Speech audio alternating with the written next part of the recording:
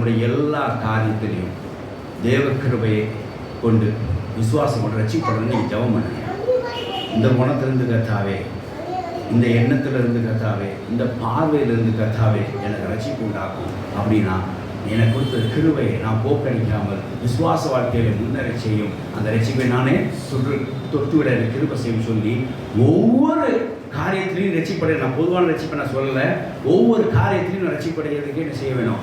நீங்கள் ஜெபம் பண்ணி அந்த ரட்சிப்பை நீங்கள் அடைய வேண்டும். எப்படியுமே நாம் தினம் தினம் நம்ம என்ன செய்யணும்? ரட்சிக்கப்பட்டு தான் ஆகணும். அது நமக்கு தலைவிதி. ஹல்லேலூயா. தேவனுக்கு ஸ்தோத்திரம் உண்டாதாக. அவர் தினம் தினம் நான் ரட்சிக்கப்படணும் அப்படின்னா தினம் தினம் அவருடைய கிருபையில் மாத்திரம் அல்ல, அவர் விசுவாச வாழ்க்கையில் நம்ம என்ன செய்யணும்? படியேறுகிறவர்களாய் முன்னேறுகிறவர்களாய் இருக்க வேண்டும். தேவனுக்கு ஸ்தோத்திரம் உண்டாதாக. இப்போ நான் சொன்னதெல்லாம் நான் வசனம் வழியாக பார்க்கணும். தேவனுக்கு ஸ்தோத்திரம் உண்டாதாக. ஆகிய கிருபை இல்லாமல் ரட்சிப்பு இல்லை, விசுவாசம் இல்லாமலும் ரட்சிப்பு இல்லை. ரட்சிப்புக்குள்ள ஒரு 2 காரியம் உள்ளடங்கி இருக்க ஒரு கோம்போ. அதாவது இப்படி சொல்கிறேன், நான் ஈஸியாக சொன்னேன். அசோசியேட்ஸ், 2 அசோசியேட்ஸ் இருக்குது. ரட்சிப்பு பெற்றுக்கொள்ள 2 அசோசியேட்ஸ். ஒன்று கிரேஸ், இன்னொன்று ஃபெய்த்.